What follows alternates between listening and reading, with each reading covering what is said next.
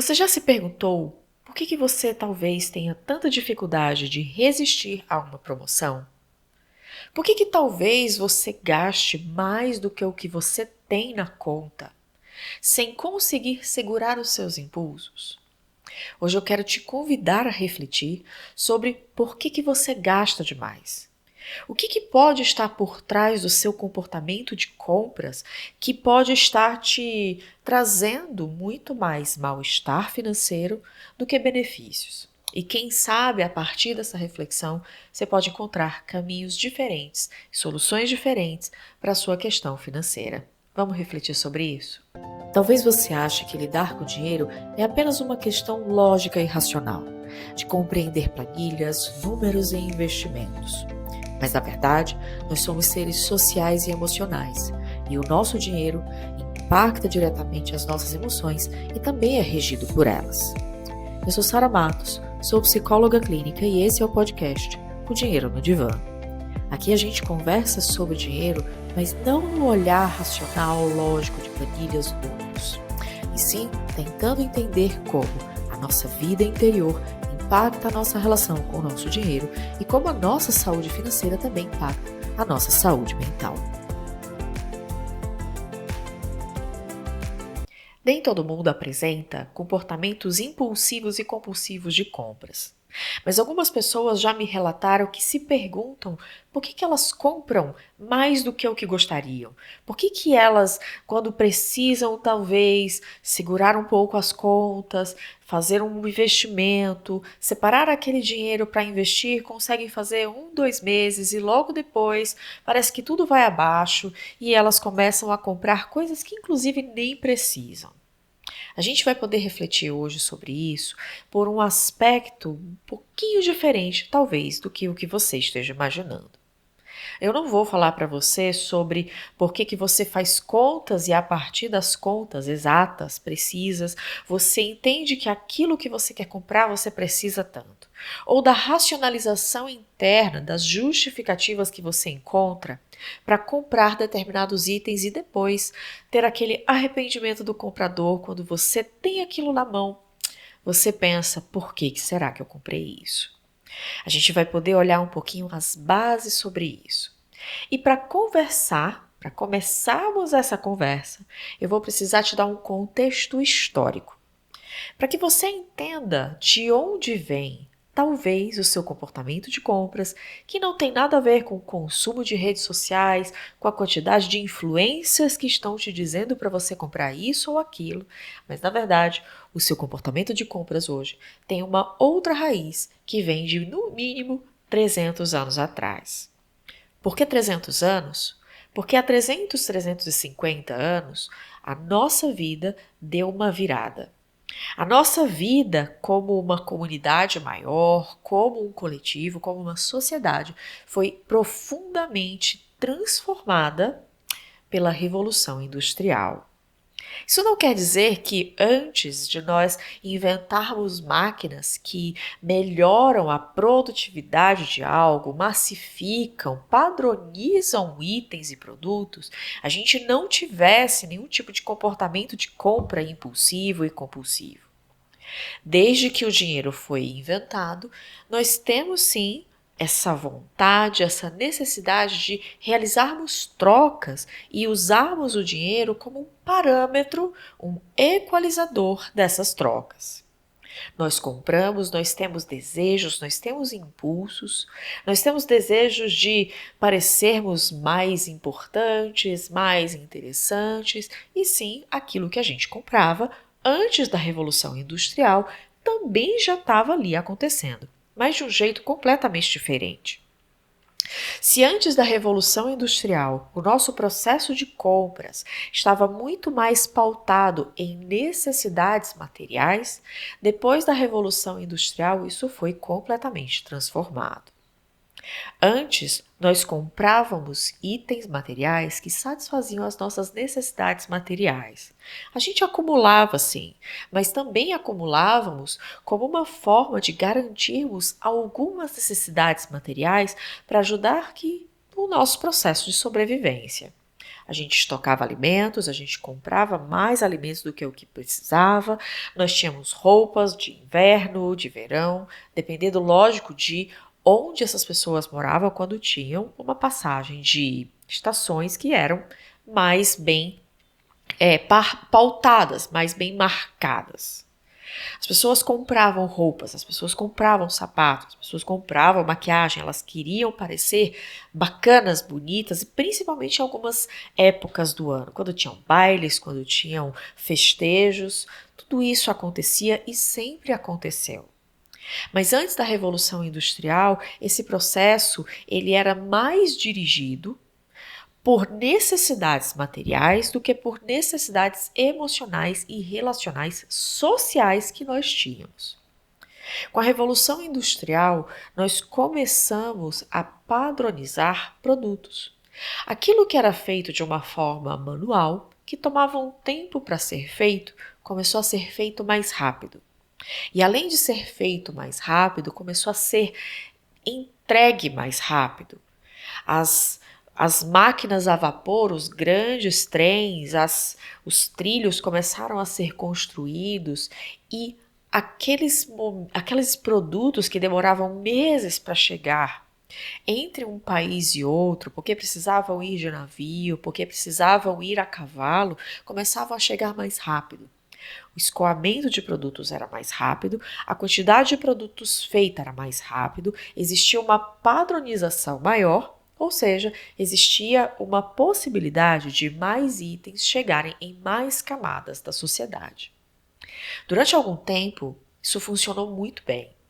Aquilo que era feito era escoado bem rápido, porque chegava para outras pessoas também de uma forma mais rápida. Mas começou a acontecer um fenômeno que também tem acontecido hoje de um jeito diferente. A demanda não era tão alta assim. As pessoas não compravam 50 vestidos para usar. Elas não compravam e não tinham 50 pares de sapato. Ou elas até não tinham nem demanda emocional ou financeira para fazer isso. Para comprar itens que realmente precisavam ficar lá parados, porque inclusive a compra e aquele item dentro de casa, dentro do guarda-roupa, também eram símbolos de status. Até que um belo dia, uma pessoa resolveu pegar a teoria do Freud. Sim, o Freud, aquele homem que é considerado hoje o pai da psicologia moderna. E criou uma teoria do inconsciente, começou a entender sobre desejos humanos, começou a entender sobre impulsos e instintos. O sobrinho dele pegou a teoria do Freud, chegou para a indústria e falou: bom, eu acho que eu tenho uma solução para as suas questões de demanda e escoamento de produtos. Ao invés de nós vendermos esses produtos como atendendo apenas às necessidades básicas, as necessidades materiais das pessoas, nós vamos começar a entender o que as pessoas realmente desejam na sua alma. E a gente vai transformar esses produtos nos desejos da alma de uma pessoa. Existem relatos de 1920 que falam que algumas vitrines, por exemplo, de lojas na França, de lojas dos Estados Unidos, colocavam nessa vitrine um belo vestido e ao lado a foto de uma duquesa, a foto de uma princesa dessa época em que existiam mais monarquias, inclusive, e que essa vontade de ascender socialmente, a ser nobre, a fazer parte da nobreza, era algo que era muito desejado pela população em geral, começou a aparecer. E todo o processo de consumo começou a dar uma virada muito mais brusca. Isso tem mais ou menos 100, 150 anos, que é o tempo que a teoria do Freud tem de existência. Começou a se utilizar teorias de psicologia e os desejos da alma de uma pessoa, de nobreza, de segurança, de beleza, de autoestima, de amor, de relacionamento, de pertencimento, que são todos desejos instintivos, são todos desejos que nós temos. Sim, com certeza, e serem transformados de algo que é muito mais sentido, muito mais experienciado, muito mais sutil e etéreo, porque não tem como algo material entregar e suprir algo que é do nosso interior, começou a ser entregue, começou a ser feito um processo pequeno e básico sobre como um objeto poderia entregar para uma pessoa os seus desejos de alma e os seus desejos mais instintivos. Se uma pessoa queria se sentir nobre, ela não precisava mais esperar o rei ou a rainha descer do seu trono e dizer: você agora é um duque, uma duquesa, um sir. Ela poderia simplesmente comprar um vestido que estava numa vitrine, ao lado de uma foto de uma duquesa, porque a duquesa tinha usado exatamente aquele vestido, e se sentir como uma duquesa, mesmo que na realidade ela não fosse. E esse processo ele foi sofisticado ao longo do tempo, inclusive usando a mulher como peça principal desse processo. E se você é mulher e você entende que você tem muito mais dificuldade, que você é aquela que gasta na casa, você vai entender que também nessa época, há 100 anos atrás, existia dentro desse processo de construção de marketing, de associar desejos da alma a objetos materiais, a figura da mulher. Há 100 anos atrás, as mulheres trabalhavam sim, mas quem era o principal provedor da maior parte dos lares em todos os lugares era o homem. O homem trazia o dinheiro e a mulher gerenciava a vida financeira.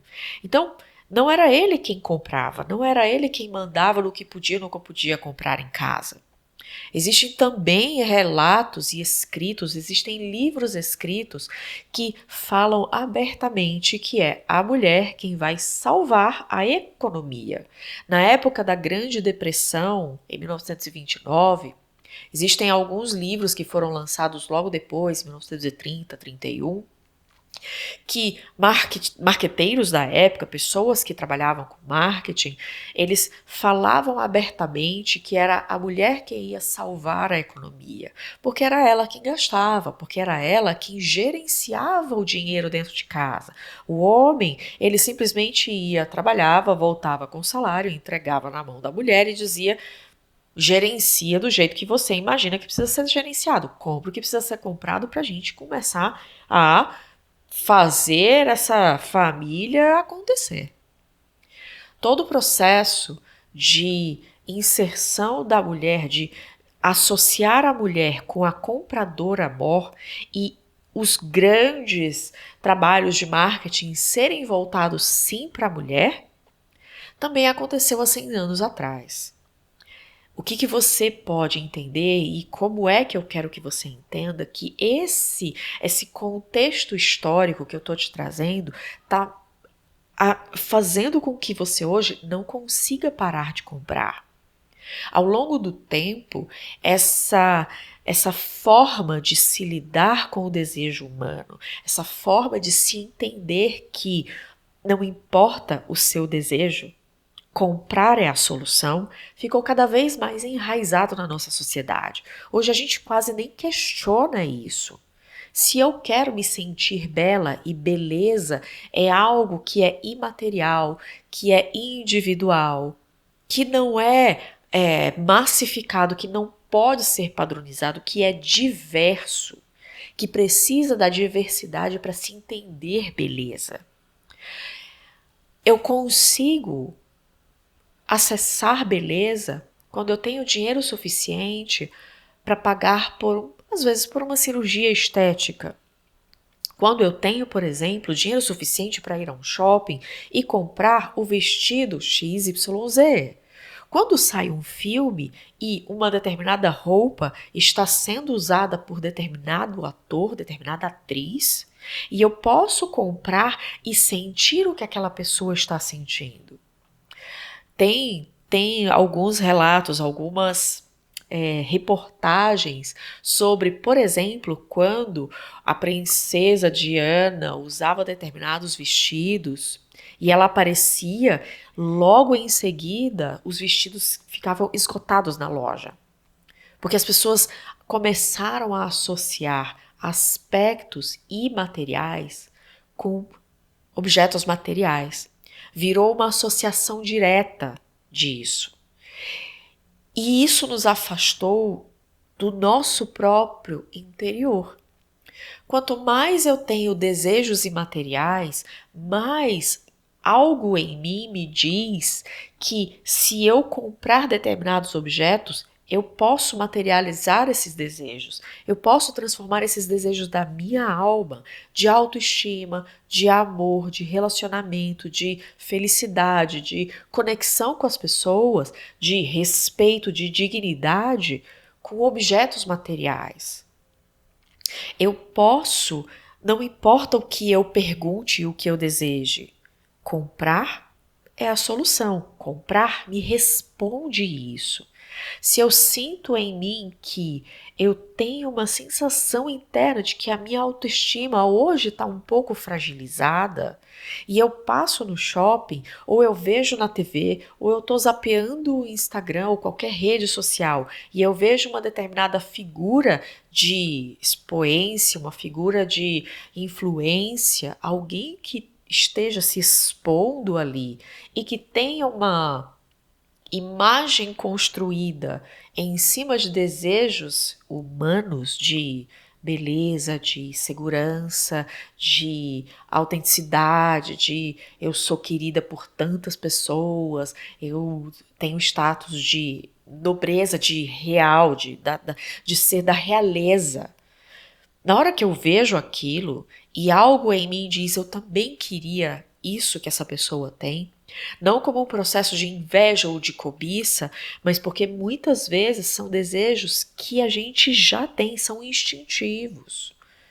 Eu desejo me conectar, eu desejo ser vista, eu desejo ser respeitada, eu desejo ser cuidada. São todos desejos reais e instintivos que todos nós temos.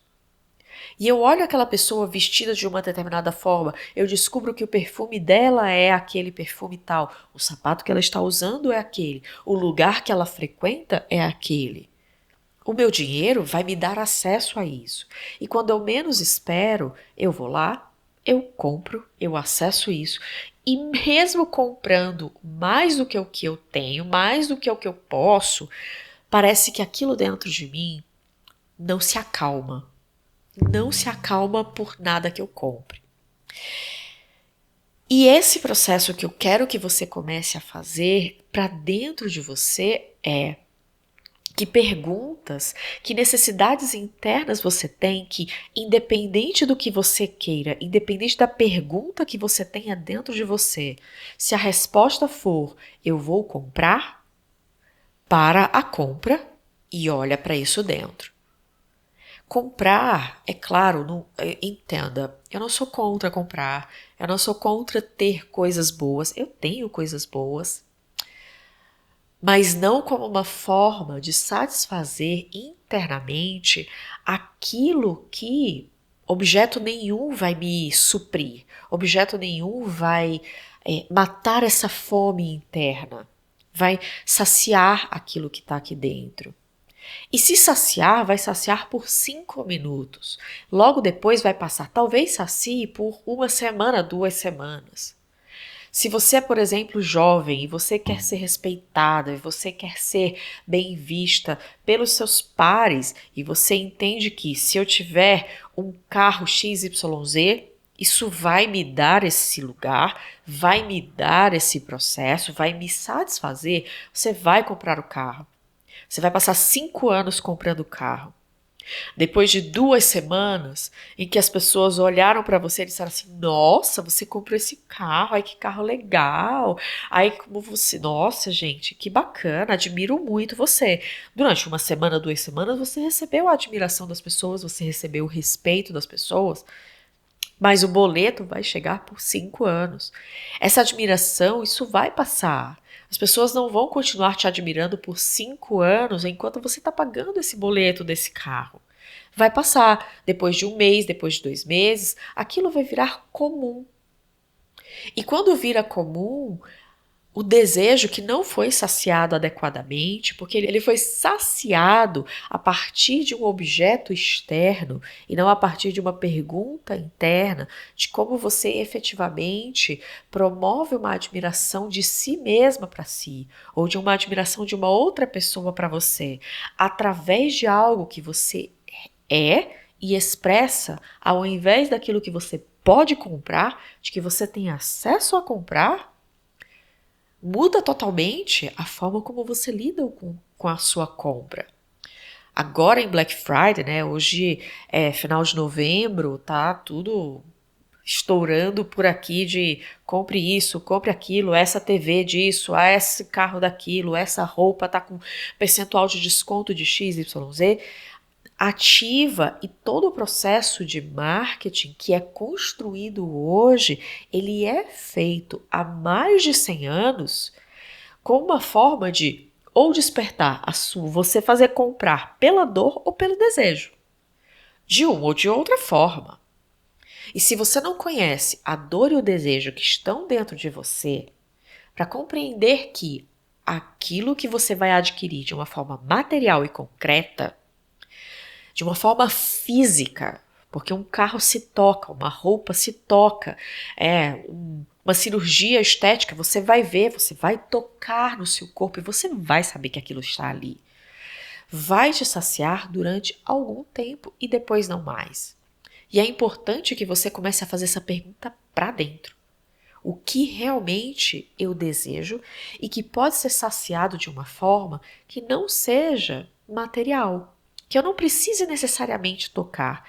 E essa é uma pergunta muito difícil, é uma pergunta que você não vai responder agora no final desse episódio. Você vai ficar com essa pergunta durante algum tempo, porque ela é uma pergunta que vai sendo cozida dentro de você, que você vai começar a se perguntar quem eu sou sem essas roupas, quem eu sou sem esses sapatos, quem eu sou sem esse carro, quem eu sou sem essa casa, quem eu sou sem XYZ que seja tocado.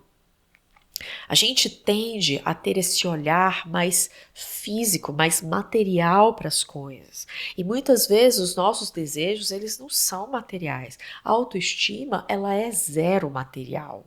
Ela não consegue ser nutrida, suprida, saciada com qualquer objeto. A gente precisa olhar para dentro e gostar da gente, e entender quem nós somos e gostar de nós mesmas pelo que nós somos, não pelo que nós podemos comprar.